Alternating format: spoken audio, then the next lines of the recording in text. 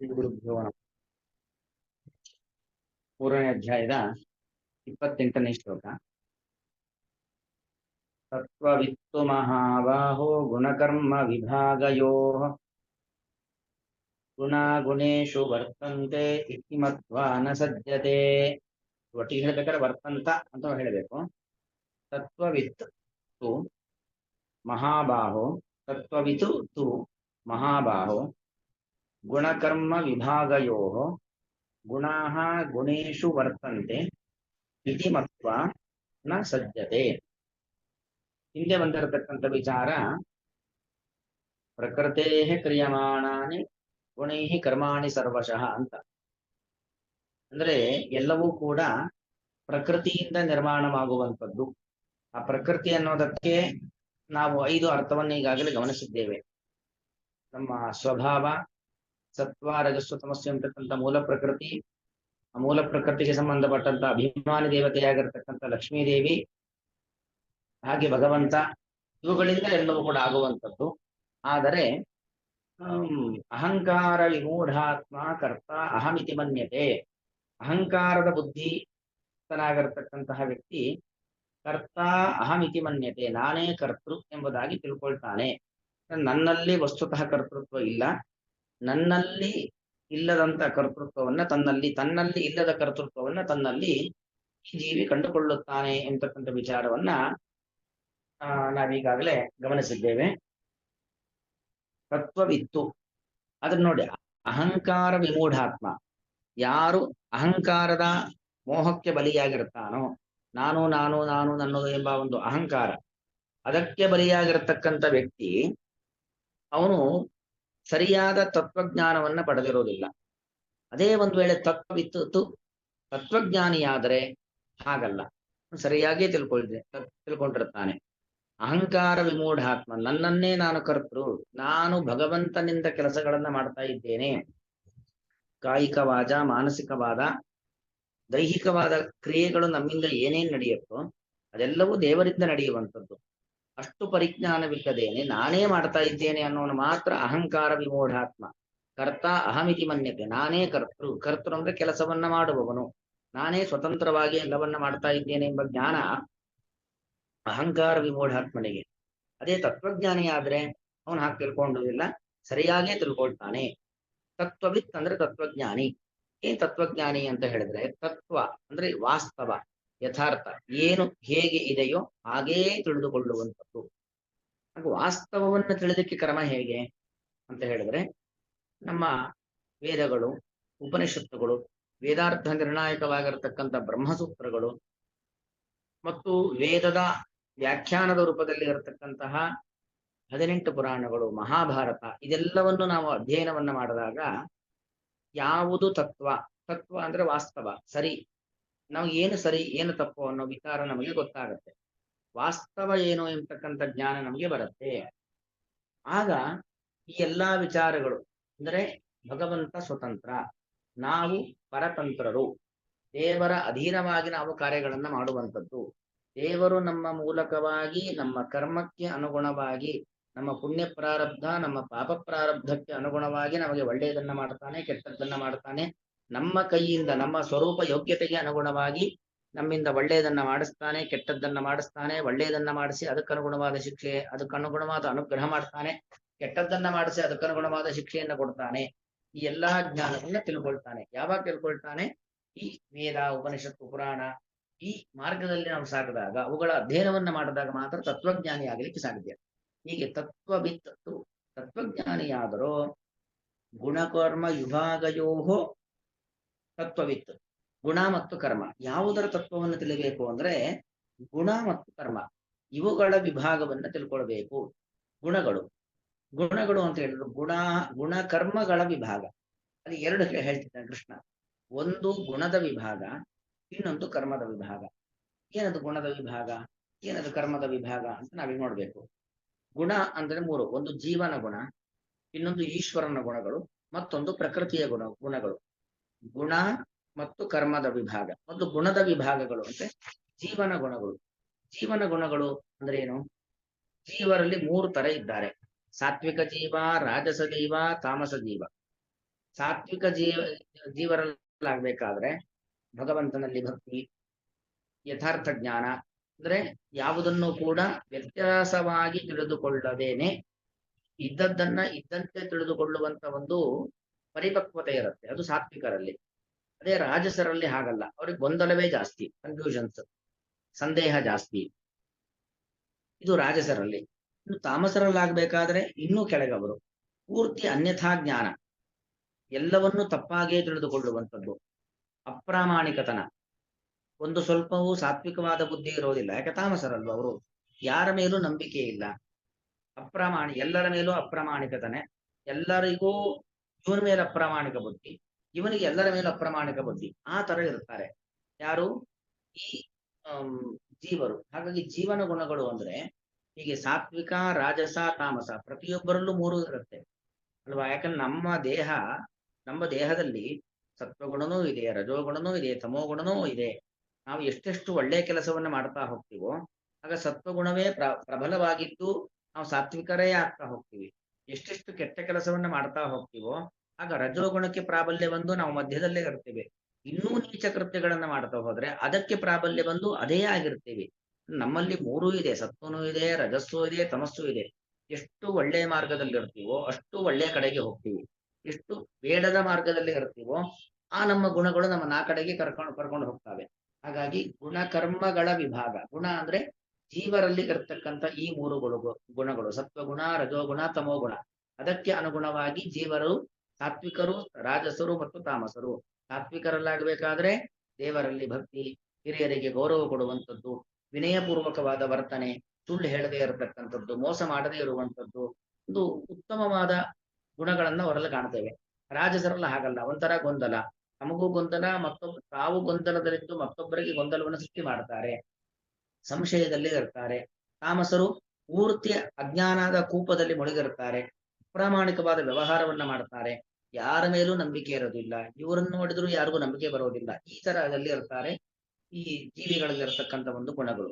ಇನ್ನು ಗುಣ ಅಂದ್ರೇನು, ಭಗವಂತನಲ್ಲಿರ್ತಕ್ಕಂಥ ಗುಣಗಳು.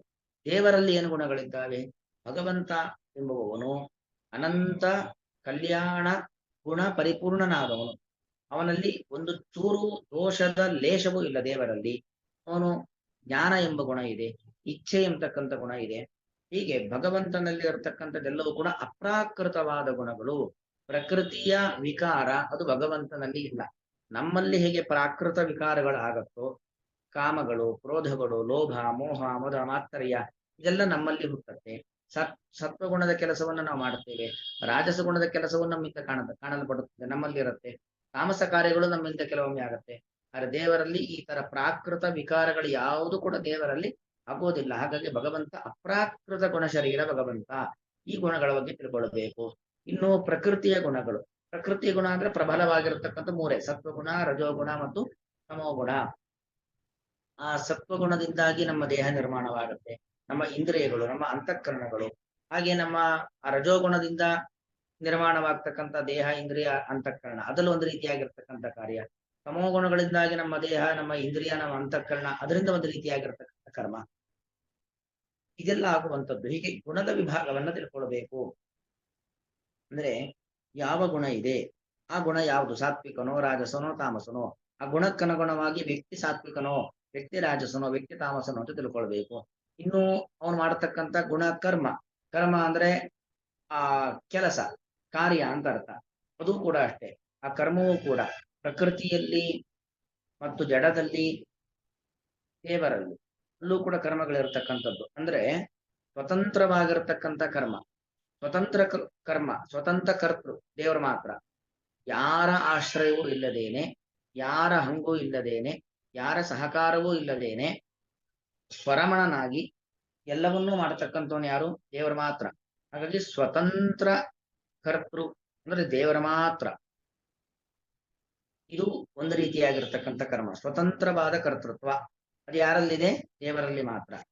ದೇವರ ಅಧೀನವಾಗಿ ಕರ್ತೃತ್ವ ಯಾರಲ್ಲಿದೆ, ನಮ್ಮೆಲ್ಲರಲ್ಲೂ. ದೇವರನ್ನ ಬಿಟ್ಟು ಲಕ್ಷ್ಮೀದೇವಿಯಿಂದ ಹಿಡಿದುಕೊಂಡು ಮತ್ತೆಲ್ಲರಲ್ಲೂ ಕೂಡ ಇರುವಂಥದ್ದು ಸದಾಯತ್ತವಾದ ಕರ್ತೃತ್ವ, ದೇವರ ಅಧೀನವಾದ ಕರ್ತೃತ್ವ. ಅವನು ಮಾಡಿಸಿದಂತೆ ನಾವು ಮಾಡ್ತೇವೆ. ದೇವರ ಇಚ್ಛೆಗೆ ಅನುಗುಣವಾಗಿ ನಾವಿರ್ತೇವೆ, ನಮ್ಮ ಪ್ರವೃತ್ತಿ ನಿವೃತ್ತಿಗಳು ಆಗತ್ತೆ. ಇದು ದೇವರ ಅಧೀನವಾದಂತ ಒಂದು ಕರ್ತೃತ್ವ. ಇನ್ನೊಂದು ರೀತಿಯಾಗಿರ್ತಕ್ಕಂಥ ಕರ್ಮ ಇದೆ, ಇದು ಪ್ರಕೃತಿಯಲ್ಲಿ ಇರತಕ್ಕಂಥ ಕರ್ತೃತ್ವ. ಒಂದು ಮಣ್ಣು ಮಡಕೆ ಆಗತ್ತೆ, ಒಂದು ಹತ್ತಿ ಬಟ್ಟೆ ಆಗತ್ತೆ, ಒಂದು ಮರ ಒಂದು ರಥವಾಗತ್ತೆ, ಮಣೆಯಾಗತ್ತೆ, ದೇವರ ಪೀಠವಾಗತ್ತೆ. ಅಂದ್ರೆ ಕರ್ಮ ಕ್ರಿಯಾ ಆಗುವಂಥದ್ದು. ದೇವರಲ್ಲಿ ಇರುವಂತ ಕ್ರಿಯಾ ಸ್ವತಂತ್ರವಾದದ್ದು. ನಮ್ಮಲ್ಲಿ ಇರತಕ್ಕಂಥ ಕ್ರಿಯಾ ಅಂದ್ರೆ ಕರ್ತೃತ್ವ, ನಾವು ಕರ್ತೃಗಳಾಗಿ ಮಾಡುವಂಥದ್ದು. ಇದು ಭಗವಂತನ ಅಧೀನವಾಗಿ ಮಾಡ್ತೇವೆ. ಇನ್ನು ಪ್ರಕೃತಿ ಅದೇನಾಗತ್ತೆ, ಒಂದು ರೂಪದಲ್ಲಿ ಇದ್ದದ್ದು, ಗಚ್ಚಾ ರೂಪದಲ್ಲಿ ಇದ್ದದ್ದು ಸಿದ್ಧ ರೂಪವಾಗಿ ರಾ ಮೆಟೀರಿಯಲ್ ಆಗಿದ್ದು ಫಿನಿಶ್ ಗುಡ್ಸ್ ಆಗಿ ಬದಲಾವಣೆ ಆಗುತ್ತೆ. ಅದೊಂದು ರೀತಿಯಾಗಿರ್ತಕ್ಕಂಥ ಕರ್ತೃತ್ವ. ಆ ಪ್ರಕೃತಿ ಅದರ ಪಾಡಿಗೆ ಅದು ಬದಲಾವಣೆ ಆಗೋದಿಲ್ಲ. ಮಣ್ಣು ಅದರ ಪಾಡಿಗದ ಮಡಕೆ ಆಗೋದಿಲ್ಲ, ಹತ್ತಿ ಅದರ ಪಾಡಿಗದ ಬಟ್ಟೆ ಆಗೋದಿಲ್ಲ. ಒಂದು ಪ್ರಕೃತಿ ಅದು ಏನೋ ಒಂದು ಬದಲಾವಣೆ ಆಗಬೇಕು ಅಂತಾದ್ರೆ ಅಲ್ಲೊಂದು ಚೈತನ್ಯದ ಅಂಶ ಬೇಕು, ಅಲ್ಲೊಂದು ಚೇತನ ಸಹಕಾರ ಬೇಕು. ಆ ಚೇತನ ಅಂದ್ರೆ ಎರಡಿದೆ, ಒಂದು ಪರಮಚೇತನನಾಗಿರ್ತಕ್ಕಂಥ ಭಗವಂತ, ಇನ್ನೊಂದು ಭಗವಂತನ ಅಧೀನವಾಗಿ ಕೆಲಸ ಮಾಡತಕ್ಕಂಥ ನಾವೆಲ್ಲ ಜೀವಿಗಳು. ಈ ಇಬ್ಬರ ಸಂಪರ್ಕದಿಂದಾಗಿ ಪ್ರಕೃತಿಯಲ್ಲಿ ಕರ್ಮ ಎಂಬುದುಂಟಾಗತ್ತೆ. ಇದು ಗುಣಕರ್ಮಗಳ ವಿಭಾಗ. ಗುಣಗಳ ವಿಭಾಗವನ್ನ, ಕರ್ಮಗಳ ವಿಭಾಗವನ್ನ ತತ್ವವಿತ್ತು ತಿಳಿದವನಾದರೂ ಗುಣಾಹ ಗುಣೇಶು ವರ್ತಂತೆ ಇತಿ ಮತ್ವಾನ ಸಜ್ಜತೆ. ಗುಣಾಹ ಗುಣೇಶು ವರ್ತಂತೆ, ಗುಣಗಳೆಲ್ಲವೂ ಕೂಡ ಗುಣದಲ್ಲಿ ಇದ್ದಾವೆ, ಗುಣಗಳು ಗುಣದಲ್ಲಿ ಇದ್ದಾವೆ ಅಂತ ತಿಳ್ಕೊಂಡು ಮೋಹಕ್ಕೆ ಒಳಗಾಗೋದಿಲ್ಲ. ಕೃಷ್ಣ ಏನ್ ಹೇಳ್ದ ಅಂತಾನೆ ಅರ್ಥ ಆಗ್ತಾ ಇಲ್ಲ ಅನ್ಸುತ್ತೆ. ಗುಣಗಳು ಗುಣದಲ್ಲಿ ಇದ್ದಾವೆ, ಗುಣಾಹ ಗುಣಗಳು ಗುಣೇಶು ವರ್ತಂತೆ, ಗುಣಗಳಲ್ಲಿ ಇದ್ದಾವೆ ಎಂದು ತಿಳಿದು ನ ಸಜ್ಜತೆ, ಅವನು ಅಂಟಿಕೊಳ್ಳೋದಿಲ್ಲ ಅಥವಾ ಮೋಹಕ್ಕೆ ಒಳಗಾಗೋದಿಲ್ಲ ಅಂತ ಹೇಳ್ತಿದ್ದಾನೆ. ಏನಿದ್ರ ಅಭಿಪ್ರಾಯ? ಗುಣಗಳು ಗುಣಗಳಲ್ಲಿ ಇರೋದು ಅಂದ್ರೆ ಅರ್ಥ ಏನು ಅಂತ ಹೇಳಿದ್ರೆ, ಗುಣ ಅದರ ಅರ್ಥ ಏನು?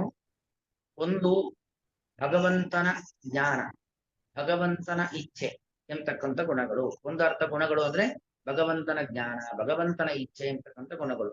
ಗುಣೇಶು ವರ್ತಂತೆ ಅಂದ್ರೆ ದೇವರ ಜ್ಞಾನ ಇಚ್ಛೆ ಎಂತಕ್ಕಂಥ ಗುಣಗಳಿಗೆ ಅನುಗುಣವಾಗಿ ಗುಣೇಶು ನಮ್ಮಲ್ಲಿ ಜ್ಞಾನ, ಜೀವರಲ್ಲಿ ಜ್ಞಾನ ಅಜ್ಞಾನ, ನಮ್ಮಲ್ಲಿ ಕಾಮ ಕ್ರೋಧ ಇದೆಲ್ಲವೂ ಕೂಡ ಇರುತ್ತದೆ.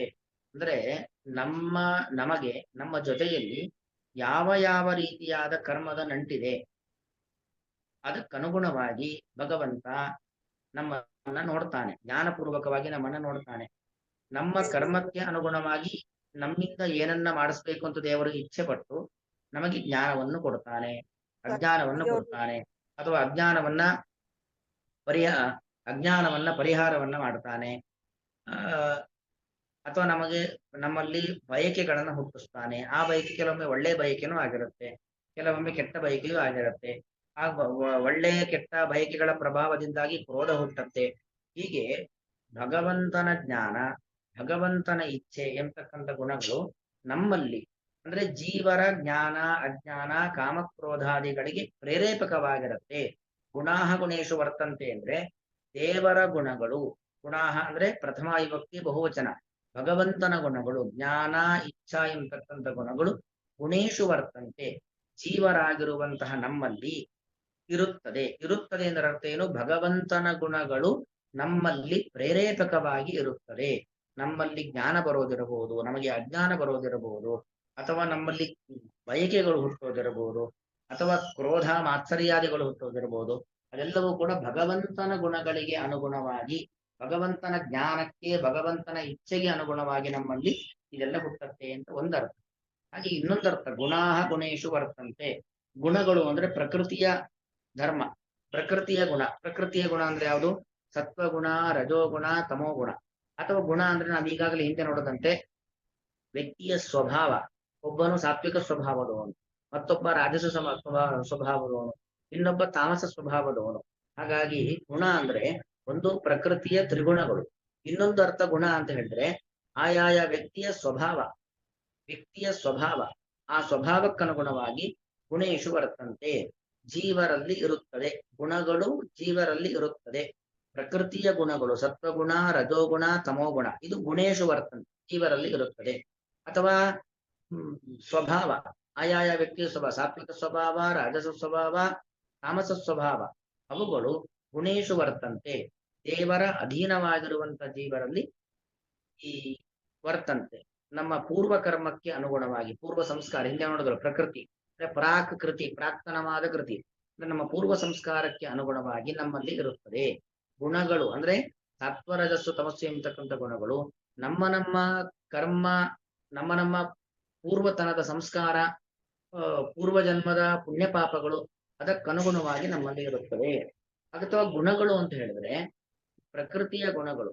ಪ್ರಕೃತಿಯ ಗುಣಗಳಿಂದ ನಿರ್ಮಾಣವಾದದ್ದು ಯಾವುದು? ಈ ನಮ್ಮ ದೇಹ, ಈ ನಮ್ಮ ಇಂದ್ರಿಯ, ನಮ್ಮ ಅಂತಃಕರಣ, ಅದೆಲ್ಲವೂ ಕೂಡ ಗುಣೇಶು ವರ್ತಂತೆ. ಗುಣಗಳು ಅಂದ್ರೆ ಯಾವುದು? ವಿಷಯ ಪದಾರ್ಥಗಳು, ರೂಪ, ರಸ, ಗಂಧ, ಸ್ಪರ್ಶ ಎಂತಕ್ಕಂಥ ವಿಷಯ ಪದಾರ್ಥಗಳು. ಅದರಲ್ಲಿ ದೇವರ ಇಚ್ಛೆಗೆ ಅನುಗುಣವಾಗಿ ವರ್ತಂತೆ ಅಂದ್ರೆ ಇದ್ದಾವೆ. ಇರೋದಂದ್ರೆ ಯಾವತ್ತೂ ಕೂಡ ಭಗವಂತನ ಇಚ್ಛೆಗೆ ಅನುಗುಣವಾಗಿ ಇರುತ್ತದೆ.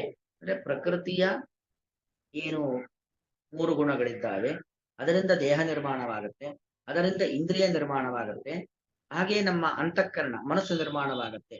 ಅದಕ್ಕನುಗುಣವಾಗಿ ಆ ನಮ್ಮ ದೇಹ, ಇಂದ್ರಿಯ, ನಮ್ಮ ಅಂತಃಕರಣದವು ಕೂಡ ರೂಪ, ರಸ, ಗಂಧ, ಸ್ಪರ್ಶ ಇಂಥ ವಿಷಯಗಳ ಕಡೆಗೆ ಆಕರ್ಷಿತವಾಗುತ್ತದೆ.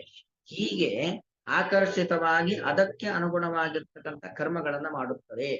ಅಂದ್ರೆ ಒಟ್ಟು ಶ್ಲೋಕದ ಅಭಿಪ್ರಾಯ ಏನು ಅಂತ ಹೇಳಿದ್ರೆ, ನಮ್ಮಲ್ಲಿ ಇರತಕ್ಕಂಥ ಗುಣಗಳು, ನಮ್ಮಲ್ಲಿ ಇರುವಂತಹ ಗುಣಗಳಿಗೆ ಅನುಗುಣವಾಗಿ ನಾವು ಮಾಡತಕ್ಕಂಥ ಕ್ರಿಯೆಗಳು, ಇದೆಲ್ಲವೂ ಕೂಡ ದೇವರ ಅಧೀನವಾಗಿ ಇದೆ ಹೊರತು ಯಾವುದು ಕೂಡ ನಮ್ಮ ಅಧೀನದಲ್ಲಿ ಇರುವಂತದ್ದಲ್ಲ. ಭಗವಂತನ ಅಧೀನದಲ್ಲಿ ಎಲ್ಲಾ ಗುಣಗಳು ಇದ್ದಾವೆ. ಭಗವಂತನ ಅಧೀನವಾಗಿ ನಾವು ಆಯಾಯ ಕ್ರಿಯೆಗಳನ್ನ ಮಾಡ್ತೇವೆ. ಈ ತರ ತಿಳಿದುಕೊಂಡಂತ ವ್ಯಕ್ತಿ ನ ಸಜ್ಜತೆ ಅಂತ ಹೇಳಿದ್ರೆ ಅಹಂ ಕರ್ತ, ನಾನು ಮಾಡುತ್ತಿದ್ದೇನೆ ಎಂಬುದಾಗಿ ಅವನು ಅಂಟಿಕೊಳ್ಳೋದಿಲ್ಲ. ಕರ್ತೃತ್ವದ ಒಂದು ಅಭಿಮಾನ ಅವನಿಗಿರೋದಿಲ್ಲ. ಮಮಕಾರ, ನಾನು ನನ್ನದು ಎಂತಕ್ಕಂಥ ಮಮಕಾರ ಆಗಲಿ ಅಥವಾ ನಾನು ಎಂತಕ್ಕಂಥ ಅಹಂಕಾರ ಆಗ್ಲಿ ಅವನಿಗಿರೋದಿಲ್ಲ. ಅದಕ್ಕೆ ಹೇಳುವಂಥದ್ದು ಮಹಾಬಾಹೋ. ಮಹಾಬಾಹು ಅಂದ್ರೆ ಮಹಾಬಲಿಷ್ಠ ಅಂತ ಅರ್ಥ. ಅಂದ್ರೆ ಅವನು ಕ್ಷತ್ರಿಯ. ಕ್ಷತ್ರಿಯರಲ್ಲಿ ಇರಬೇಕಾಗಿರತಕ್ಕಂಥ ಗುಣ ಯಾವುದು? ಮಹಾಬಾಹುತ್ವ, ಒಳ್ಳೆ ಬಲಶಾಲಿಯಾಗಿರಬೇಕು ಅಲ್ವಾ? ಒಬ್ಬೊಬ್ಬರಲ್ಲಿ ಒಂದೊಂದು ಗುಣ. ಒಬ್ಬ ಬ್ರಾಹ್ಮಣ ಅಂತ ಹೇಳಿದ್ರೆ ಅವನಲ್ಲಿ ಇರಬೇಕಾಗಿರತಕ್ಕಂಥ ಗುಣ ಯಾವುದು? ಬುದ್ಧಿಯ ಚಾಕಚಕ್ಯತೆ, ಓದೋದು, ಓದಿದ್ದನ್ನ ಸರಿಯಾಗಿ ನೆನಪಿಟ್ಟುಕೊಳ್ಳುವಂಥದ್ದು, ನೆನಪಿಟ್ಟುಕೊಂಡು ಅದನ್ನ ನಿರೂಪಣೆ ಮಾಡುವಂಥದ್ದು, ಇದೆಲ್ಲ ಬ್ರಾಹ್ಮಣರಲ್ಲಿ ಇರಬೇಕಾಗಿರ್ತಕ್ಕಂಥ ಗುಣ. ಹಾಗೆ ಒಬ್ಬ ಕ್ಷತ್ರಿಯನಲ್ಲಿರಬೇಕಾಗಿರ್ತಕ್ಕಂಥ ಗುಣ ಒಳ್ಳೆ ತೋಳು ಬಲ ಬೇಕು, ಬಾಹುಬಲ ಬೇಕು. ಬಾಹುಬಲ ಚೆನ್ನಾಗಿ ಇದೆ ಅಂತ ಹೇಳಿದ್ರೆ ಅವನೊಬ್ಬ ಉತ್ತಮನಾದ ಕ್ಷತ್ರಿಯ.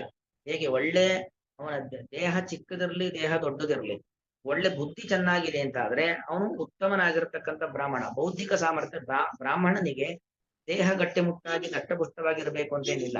ಅವನಿಗೆ ಬೇಕಾದದ್ದು ತಲೆಯಿಂದ ಬಾಯಿ ಅದು ಚೆನ್ನಾಗಿದ್ರೆ ಸಾಕು. ಅವನು ಉತ್ತಮನಾಗಿರ್ತಕ್ಕಂಥ ವ್ಯಕ್ತಿ ಬ್ರಾಹ್ಮಣ ಅಂತ ನಾವು ಕರೆಸ್ಕೊಳ್ತೇವೆ. ಹಾಗೆ ಒಬ್ಬ ಕ್ಷತ್ರಿಯನಿಗೆ ಅವನಿಗೆ ಮುಖ್ಯವಾಗಿ ಬೇಕಾಗಿರತಕ್ಕಂಥದ್ದು ಯಾವುದು? ತೋಳ್ಬಲ, ಬಾಹುಬಲ. ಎಷ್ಟೇ ಜನ ಬಂದರೂ ಕೂಡ ಎದುರಿಸುವ ಸಾಮರ್ಥ್ಯ. ಅಂದ್ರೆ ಅವನು ಉತ್ತಮ ವ್ಯಕ್ತಿ ಅಂತ ಅರ್ಥ. ಅವನ ದೇಹವನ್ನ ನೋಡಿ ಅವನು ಉತ್ತಮ ಕ್ಷತ್ರಿಯ ಅಂತ ಅವನನ್ನು ಗುರುತಿಸಬಹುದು. ಹೇಗೆ ಒಬ್ಬ ವ್ಯಕ್ತಿಯ ಮಾತು, ಅವನ ಬುದ್ಧಿವಂತಿಕೆಯನ್ನ ನೋಡಿ ಅವನು ಉತ್ತಮ ಬ್ರಾಹ್ಮಣ ಅಂತ ಗುರುತಿಸ್ಲಿಕ್ಕಾಗತ್ತೆ. ಹಾಗೆ ಕ್ಷತ್ರಿಯರಲ್ಲಿ ಅವರ ತೋಳ್ಬಲ, ಬಾಹುಬಲ, ಅವರ ಯುದ್ಧ ಮಾಡುವಂತ ಸಾಮರ್ಥ್ಯ, ಅದನ್ನ ನೋಡಿ ಅವನು ಉತ್ತಮ ವ್ಯಕ್ತಿ ಅಂತ ಗುರುತಿಸ್ಲಿಕ್ಕಾಗತ್ತೆ. ಅಂದ್ರೆ ಅರ್ಜುನ ಅಷ್ಟು ಬಲಿಷ್ಠನಾಗಿರ್ತಕ್ಕಂಥ ಬಾಹುಬಲವನ್ನು ಹೊಂದಿದ್ದಾನೆ. ಬಾಹುಬಲವನ್ನು ಹೊಂದಿದ್ದಾನೆ ಅಂತ ಹೇಳಿದ್ರೆ ಅವನಲ್ಲಿ ಒಳ್ಳೆ ಗುಣಗಳಿದ್ದಾವೆ. ಅವನು ಸಾತ್ವಿಕ, ಅಂದ್ರೆ ಸಾತ್ವಿಕ ಕ್ಷತ್ರಿಯ. ರಾಜಸ ಕ್ಷತ್ರಿಯನೂ ಅಲ್ಲ, ತಾಮಸ ಕ್ಷತ್ರಿಯನು ಕೂಡ ಅಲ್ಲ. ಅಂದ್ರೆ ಅವನು ಕೇವಲ ಒಂದು ಸಿಂಹಾಸನಕ್ಕೋಸ್ಕರವಾಗಿ ಅಥವಾ ಯಾವುದೋ ಒಂದು ಸಂಪತ್ತಿಗೋಸ್ಕರವಾಗಿ ಯುದ್ಧ ಮಾಡತಕ್ಕಂಥ ಒಬ್ಬ ವ್ಯಕ್ತಿ ಅಲ್ಲ. ಅವನು ಅತ್ಯುತ್ತಮನಾಗಿರುವಂತಹ ಪರೋಪಕಾರಕ್ಕೋಸ್ಕರವಾಗಿ, ದೇಶ ಸಂರಕ್ಷಣೆಗೋಸ್ಕರವಾಗಿ, ಅಧರ್ಮ ನಾಶವನ್ನ ಮಾಡಿ ಧರ್ಮ ಸಂಸ್ಥಾಪನೆ ಮಾಡ್ಲಿಕ್ಕೋಸ್ಕರವಾಗಿ ಯುದ್ಧ ಮಾಡತಕ್ಕಂಥ ಕ್ಷತ್ರಿಯ ಅನ್ನೋ ಅಂಶವನ್ನ ತಿಳಿಸಿಕೊಡ್ಲಿಕ್ಕೋಸ್ಕರವಾಗಿ ಮಹಾಬಾಹು. ಇಂಥ ಮಹಾಬಲಿಷ್ಠನಾಗಿರ್ತಕ್ಕಂಥ ವ್ಯಕ್ತಿ ನೀನು. ಹಾಗಾಗಿ ನಿನ್ನಲ್ಲಿ ಎಲ್ಲಾ ರೀತಿಯಾಗಿರ್ತಕ್ಕಂಥ ಜ್ಞಾನಗಳು ಇದ್ದಾವೆ. ಆ ಜ್ಞಾನಕ್ಕೆ ಅನುಗುಣವಾಗಿರ್ತಕ್ಕಂಥ ಬಲವು ನಿನ್ನಲ್ಲಿ ಇದೆ ಅನ್ನೋದನ್ನ ಕೃಷ್ಣ ಅರ್ಜುನನಿಗೆ ಅವನ ಸಾಮರ್ಥ್ಯವನ್ನು ತೋರಿಸಿಕೊಡ್ಲಿಕ್ಕೋಸ್ಕರವಾಗಿ ಮಹಾಬಾಹು ಎಂಬುದಾಗಿ ಸಂಬೋಧನೆಯನ್ನು ಮಾಡುವಂಥದ್ದು ಹೀಗೆ ಮಹಾಬಾಹು ಅಂತ. ಸ್ವಲ್ಪ ಇದು ವಿಸ್ತಾರವಾಗಿರ್ತಕ್ಕಂಥ ಅರ್ಥವನ್ನು ಹೊಂದಿರತಕ್ಕಂಥ ಶ್ಲೋಕ. ಒಟ್ಟಿದರ ಅಭಿಪ್ರಾಯ ಏನು ಅಂತ ಹೇಳಿದ್ರೆ, ಹಿಂದಿನ ಶ್ಲೋಕದಲ್ಲಿ ಪ್ರಕೃತಿ ಕ್ರಿಯಮಾಣಾನಿ ಗುಣೇ ಕರ್ಮಾಣಿ ಸರ್ವಶಃ ಅಹಂಕಾರ ವಿಮೂಢಾತ್ಮ ಕರ್ತ ಅಹಮಿತಿ ಮನ್ಯತೆ ಎಂಬತಕ್ಕಂಥ ಶ್ಲೋಕದಲ್ಲಿ ಆಗ್ಬೇಕಾದ್ರೆ ಎಲ್ಲವೂ ಕೂಡ ನಡೆಯುವಂಥದ್ದು ಪ್ರಕೃತಿಯಿಂದ. ಪ್ರಕೃತಿ ಅಂದ್ರೆ ಮುಖ್ಯವಾದ ಅರ್ಥ ಭಗವಂತ. ಇನ್ನೊಂದು ಅರ್ಥ ಪ್ರಕೃತಿ ಅಂತ ಹೇಳಿದ್ರೆ ಮೂಲ ಲಕ್ಷ್ಮೀದೇವಿ. ಇನ್ನೊಂದು ಅರ್ಥ ಪ್ರಕೃತಿ ಅಂದ್ರೆ ಸತ್ವ ರಜಸ್ಸು ತಮಸ್ಸು ಗುಣ ಎಂಬತಕ್ಕಂಥ ಇನ್ನೊಂದು ಪ್ರಕೃತಿ, ಅಥವಾ ನಮ್ಮ ಪೂರ್ವ ಸಂಸ್ಕಾರ ಅಥವಾ ಇನ್ನೊಂದರ್ಥ ಪ್ರಕೃತಿ ಅಂದ್ರೆ ನಮ್ಮ ಸ್ವಭಾವ, ಇದರಿಂದ ನಡೆಯುವಂಥದ್ದು. ಆದರೆ ನಾನೇ ಮಾಡ್ತಾ ಇದ್ದೇನೆ ಎಂಬತಕ್ಕಂಥ ನನ್ನಲ್ಲಿ ಇಲ್ಲದಂತ ಕರ್ತೃತ್ವವನ್ನ ನಮ್ಮಲ್ಲಿ ನಾವು ಆರೋಪಿಸಿಕೊಳ್ತೇವೆ ಅನ್ನೋ ಒಂದು ವಿಚಾರವನ್ನ ಹೇಳಿ, ಇದು ಅಜ್ಞಾನಿಗಳು. ಆದರೆ ಜ್ಞಾನಿಗಳಾಗಬೇಕಾದ್ರೆ ಆ ರೀತಿಯಲ್ಲಿ ಇರುವುದಿಲ್ಲ. ಜ್ಞಾನಿಗಳಾಗಬೇಕಾದ್ರೆ ಆ ಗುಣಗಳ ಮತ್ತು ಕರ್ಮಗಳ ವಿಭಾಗವನ್ನು ತಿಳಿದುಕೊಂಡವನಾಗ್ತಾನೆ. ಗುಣಗಳು ಗುಣದಲ್ಲಿ ಇದ್ದಾವೆ. ನಮ್ಮಲ್ಲಿ ಇರತಕ್ಕಂತ ಎಲ್ಲಾ ಗುಣಗಳು ಕೂಡ ಭಗವಂತನ ಅಧೀನದಲ್ಲಿ ಇರುವಂತವುಗಳು. ಅವನೇ ಎಲ್ಲವನ್ನು ಮಾಡಿಸುವವನು, ಅವನೇ ಎಲ್ಲವನ್ನು ಮಾಡುವವನು, ಅವನೇ ನಮ್ಮ ಕರ್ಮಕ್ಕೆ ಅನುಗುಣವಾಗಿ ಫಲವನ್ನು ಕೊಡುವವನು. ಸತ್ಕರ್ಮಕ್ಕೆ ಅನುಗುಣವಾಗಿ ಸತ್ಫಲವನ್ನು ಕೊಡುತ್ತಾನೆ, ಅಸತ್ಕರ್ಮಕ್ಕೆ ಅನುಗುಣವಾಗಿ ಅಸತ್ಫಲವನ್ನು ಕೊಡುತ್ತಾನೆ ಎಂಬುದಾಗಿ ತಿಳಿದುಕೊಂಡು ಯಾವುದರ ಅಂಟಿಗೂ ಕೂಡ ಯಾವುದರ ಜೊತೆ ಒಂದು ವಿಪರೀತ ಬಾಂಧವ್ಯವನ್ನು ಕೂಡ ಅವನು ಹೊಂದೋದಿಲ್ಲ. ಯಾಕೆ? ಬಾಂಧವ್ಯ ಅನ್ನೋದು ಅದು ನಮ್ಮ ಸಾಧನೆಗೆ ಪ್ರತಿಬಂಧಕವಾದದ್ದು. ಯಾವುದನ್ನು ವಿಪರೀತವಾಗಿ ಹಚ್ಚಿಕೊಳ್ಳಬಾರದು.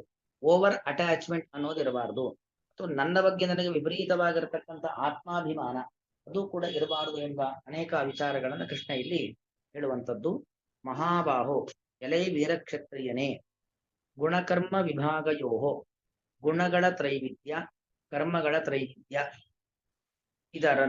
ಇದರ ತತ್ವವಿತ್ತು. ನಿಜವನ್ನು, ತತ್ವ ಅಂದ್ರೆ ಯಥಾರ್ಥ, ಇದನ್ನ ತಿಳಿದವನಾದರು. ಅಥವಾ ಗುಣಾಹ ಗುಣೇಶು ವರ್ತಂತೆ. ಗುಣಾಹ ಭಗವಂತನ ಜ್ಞಾನ ಇಚ್ಛೆ ಎಂಬುವಂತ ಗುಣಗಳು ಗುಣೇಶು ಜೀವರ ಜ್ಞಾನ ಅಜ್ಞಾನ ಕಾಮ ಕ್ರೋಧಾದಿ ಗುಣಗಳಲ್ಲಿ ದೇವರ ಪ್ರೇರಣೆಗೆ ಅನುಗುಣವಾಗಿ ವರ್ತಂತೆ ಇರುತ್ತವೆ. ಹಾಗೆ ಇನ್ನೊಂದು ಅರ್ಥ ಹೇಳೋದಾದ್ರೆ ಗುಣಾಹ ಪ್ರಕೃತಿಯ ಧರ್ಮಗಳಾದ ಸತ್ವಗುಣ ರಜೋಗುಣ ತಮೋಗುಣ ಅಥವಾ ಜೀವರ ಸ್ವಭಾವ ಗುಣಗಳು ಅಂದ್ರೆ ಜೀವರ ಸ್ವಭಾವ, ಸತ್ವ ಸ್ವಭಾವದ ಗುಣ, ರಜೋ ಸ್ವಭಾವದ ಗುಣ, ತಮೋ ಸ್ವಭಾವದ ಗುಣ, ಅದು ಗುಣೇಶು ವರ್ತಂತೆ, ದೇವರ ಅಧೀನವಾದ ಜೀವರಲ್ಲಿ ಇರುತ್ತದೆ, ದೇವರ ಇಚ್ಛೆಯಂತೆ ಇರುತ್ತದೆ. ಅಥವಾ ಇನ್ನೊಂದರ್ಥ ಪೂರ್ವ ಸಂಸ್ಕಾರಕ್ಕೆ ಅನುಗುಣವಾಗಿ ಇರುತ್ತದೆ. ಹಾಗೆ ಗುಣಾಹ ಅಂದ್ರೆ ಪ್ರಕೃತಿಯ ಪರಿಕರಗಳು, ಪ್ರಕೃತಿಯಿಂದ ನಿರ್ಮಾಣವಾದ ದೇಹ, ಪ್ರಕೃತಿಯಿಂದ ನಿರ್ಮಾಣವಾಗಿರತಕ್ಕಂಥ ಇಂದ್ರಿಯ, ಪ್ರಕೃತಿಯಿಂದ ನಿರ್ಮಾಣವಾದ ಅಂತಃಕರಣ, ಇದೆಲ್ಲ ಗುಣಗಳು. ಗುಣೇಶು ವರ್ತಂತೆ. ಗುಣಗಳು ಅಂದ್ರೆ ವಿಷಯ ಪದಾರ್ಥಗಳು, ಶಬ್ದ ರೂಪ ರಸ ಗಂಧ ಸ್ಪರ್ಶ, ಇವುಗಳಲ್ಲಿ ವರ್ತಂತೆ ಭಗವಂತನ ಇಚ್ಛೆಗೆ ಅನುಗುಣವಾಗಿ ನಮ್ಮ ಪೂರ್ವ ಕರ್ಮಕ್ಕೆ ಅನುಗುಣವಾಗಿ ವರ್ತಂತೆ ಇರುತ್ತವೆ ಎಂಬುದಾಗಿ ಇತಿಮತ್ವ ಈ ರೀತಿಯಲ್ಲಿ ತಿಳಿದುಕೊಂಡವನಾಗಿ ನ ಸಜ್ಜತೆ ಅಂತ ಹೇಳಿದ್ರೆ ಕರ್ಮದಲ್ಲಿ ಅಂದ್ರೆ ಕರ್ಮದ ಸ್ವಾತಂತ್ರ್ಯದಲ್ಲಿ, ಕರ್ಮದ ಫಲದಲ್ಲಿ ನಾನು ಮಾಡಿದೆ ನನ್ನಿಂದ ಆಯಿತು ಎಂಬತಕ್ಕಂಥ ಅಹಂಕಾರ ಮಮಕಾರಗಳಲ್ಲಿ ನ ಸಜ್ಜತೆ ಅಂಟಿಕೊಳ್ಳುವುದಿಲ್ಲ. ಅಂದ್ರೆ ಕರ್ಮ ಅಂದ್ರೆ ಆಗುವಂಥದ್ದು ಭಗವಂತನ ಇಚ್ಛೆಯಿಂದ, ಭಗವಂತನ ಪ್ರೇರೇಪಣೆಯಿಂದ ಆಗ್ತಾ ಇದೆ ಅಂತ ತಿಳ್ಕೊಂಡು ಯಾವುದರಲ್ಲೂ ಕೂಡ ವಿಪರೀತವಾದ ಅಹಂಭಾವನೆಯನ್ನ ಮಮಕಾರವನ್ನ ಫಲಗಳ ಬಗ್ಗೆ ಅಪೇಕ್ಷೆಯನ್ನ ವ್ಯಕ್ತಿ ಹೊಂದೋದಿಲ್ಲ ಅನ್ನೋದು ಒಟ್ಟಿದರ ತಾತ್ಪರ್ಯ. ತತ್ವವಿತ್ತು ಮಹಾಬಾಹೋ ಗುಣಕರ್ಮ ವಿಭಾಗಯೋ ಗುಣ ಗುಣೇಶು ವರ್ತಂತೆ. ಅಲ್ಲಿ ಒಟ್ಟಿಗೆ ಹೇಳಬೇಕಾದ್ರೆ ವರ್ತಂತ ಅಂತ, ಬಿಡಿಸಿದಾಗ ವರ್ತಂತೆ. ಗುಣ ಗುಣೇಶು ವರ್ತಂತ ಇತಿ ಮತ್ವಾನ ಸಜ್ಜತೆ. ಸಂಧಿಯಾಗಿ ಏಕಾರ ಲೋಪ ಆಗಿರುತ್ತೆ. ಒಟ್ಟಿಗೆ ಹೇಳಿದಾಗ ವರ್ತಂತ ಇತಿ, ಬಿಡಿಸಿದಾಗ ವರ್ತಂತೆ ಇತಿ ಅಂತ ಆಗುತ್ತೆ. ಶ್ರೀಕೃಷ್ಣ ಅರ್ಪಣ.